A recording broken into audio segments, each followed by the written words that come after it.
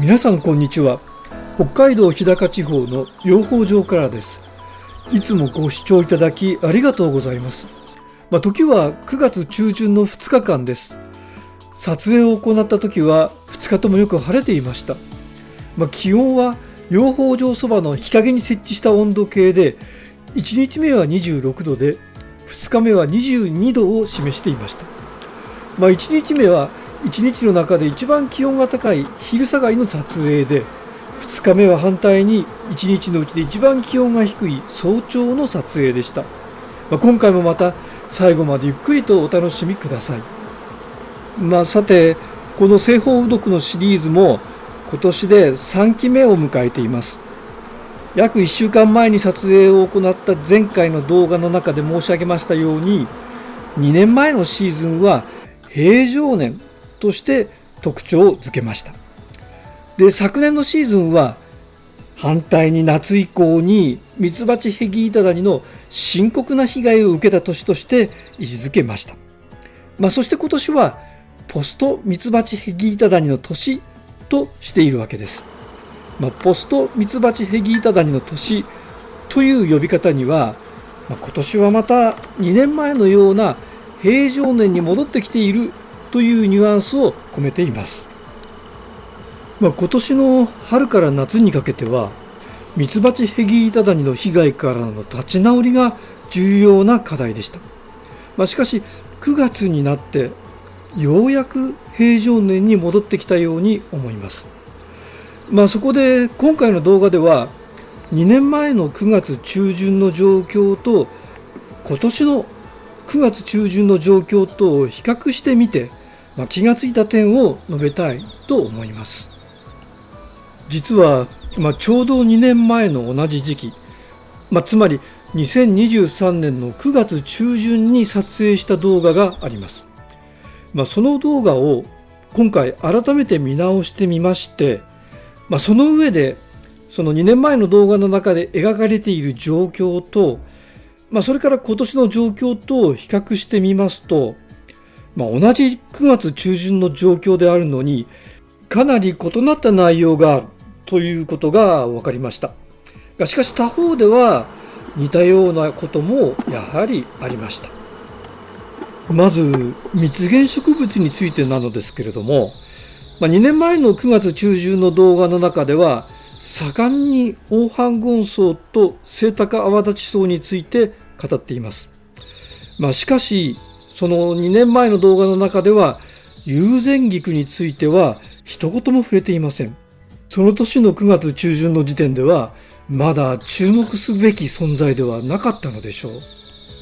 う。しかし今年の9月中旬の蜜源植物について語るとするならば、オオハンゴンソウとセイタカアワダチソウに加えて友禅菊についても述べなければ片手落ちになってしまいます。今年の友禅菊の花の季節の展開は2年前と比べて、どうやら少し早いように思われます。そして、こうした蜜源植物の種類のニュアンスの違いはありますけれども、2年前の9月中旬と今年とで共通して言えることは、蜂たちが蜜や花粉をたくさん集めているということです。2年前も今年も蜂たちにとっては、ご覧のように食料事情が良好であるわけです。そして、こうした潤沢な餌の供給を背景としながら2年前も今年も女王蜂が大変精力的に産卵を行っています。もう季節は9月中旬だというのに育児が盛んに行われています。この巣板いっぱいに埋め尽くされた有害胞子をご覧ください。この他にも無害胞子も卵もいっぱいありますから、産卵は途切れることなく現在進行中であるわけです。さて、以上は、9月中旬という時点に焦点を当てながら、2年前と今年との間に見られる、どちらかというと共通点について述べてきました。しかしこれからお話しするのは、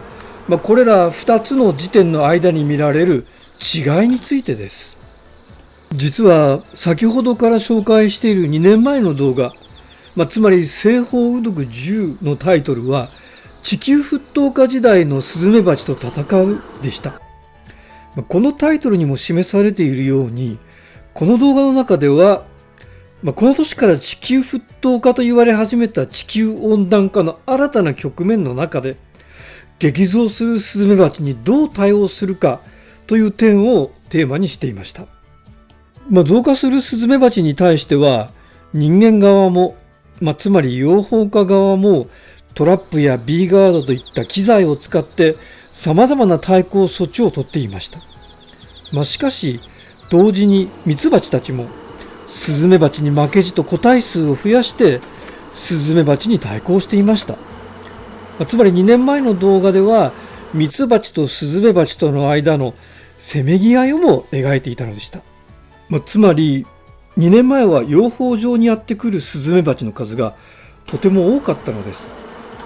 北海道にはスズメバチ属の蜂は全部で5種類いますが、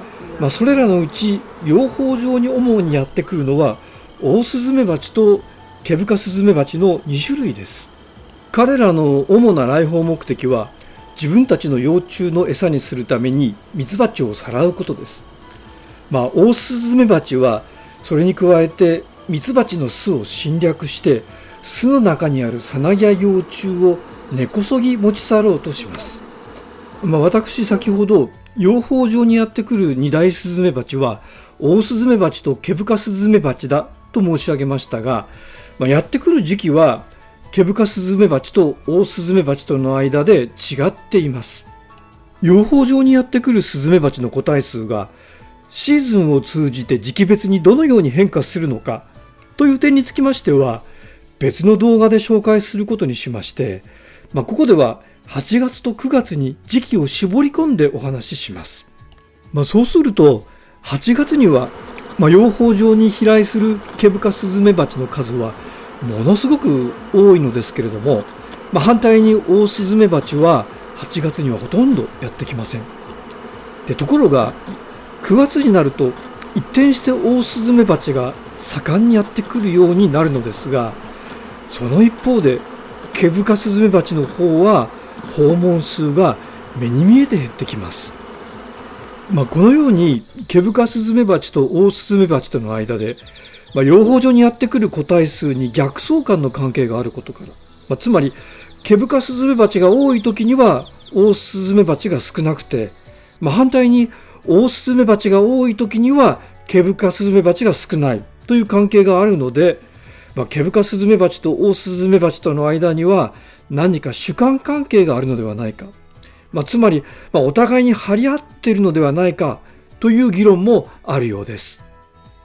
それはともかく今年も今申し上げたようなスズメバチの飛来数の増減が見られました。ケブカスズメバチは今年の8月に養蜂場で904頭も取れました。それに対して9月の前半には、半月間の数字になりますけれども402頭に減っています。オオスズメバチは、8月には13頭しか取れませんでした。しかし、9月前半には、半月間の数字ですけれども84頭に増えています。なお9月になってから、ケブカスズメバチに今映っているような大柄な個体が取れるようになってきています。これは女王蜂と思われます。それでは次に、こうした数字を過去のデータと比較してみるとどうでしょうか。なおスズメバチ捕獲数のデータを取り始めたのは昨年からなので、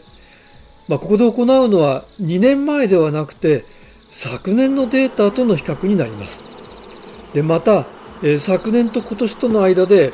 捕獲の仕方が全く同じというわけではありません。ですから数値の比較は一応の目安ということになります。そうは言っても同じ養蜂場での捕獲数ですので、昨年と今年との間でデータを比較しておおよその傾向をつかむことはできると思います。昨年の8月はケブカスズメバチを130頭取りました。それに対して9月前半は61頭の捕獲でした。オオスズメバチは昨年の8月には全く取れませんでしたけれども、9月前半には62頭取れています。ということで、昨年と今年との間で8月と9月前半のスズメバチ捕獲数を比べてみてすぐに気がつくことは、養蜂場にやってくるスズメバチの数が増えているということです。種によって増え方が違っていて、オオスズメバチはやや増えているという程度なんですけれども、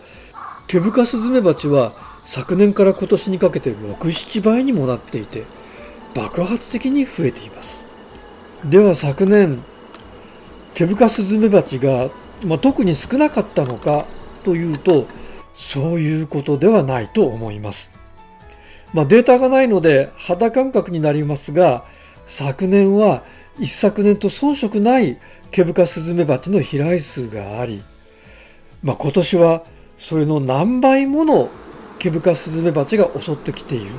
ということなのだと思います。いずれにせよ今後もスズメバチ捕獲数のデータを取り続けていきたいと思っています。はい、今回は撮影を行った9月中旬という時点に焦点を当てながら、平常年であった2年前の動画で描かれた状況や昨年のスズメバチデータとの比較を通して今年の特徴を明らかにしようとしました。その結果分かったことは、一つは秋の主な蜜源植物であるユウゼンギクの季節の展開が2年前と比べて幾分早くなっているということで、そして2つ目はミツバチが平常年であった2年前と同様に、9月中旬だというのに精力的に産卵と育児を行っているということ、そして3つ目は昨年のデータとの比較なんですが、ケブカスズメバチが9月になって衰えが見えるものの非常に増えているということでした。ケブカスズメバチはオオスズメバチのように組織的にミツバチを襲うわけではないので、養蜂場の害虫としては従来は軽視される傾向がありました。しかしここまで数が増えてくると、その存在はミツバチにとって大きなストレスの原因になると思われます。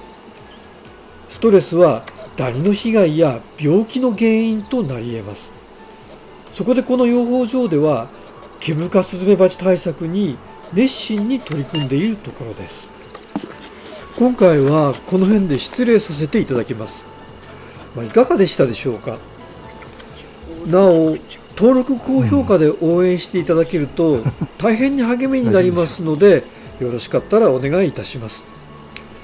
最後までお付き合いいただきありがとうございました。それでは次回またお会いする時までごきげんよう。さようなら。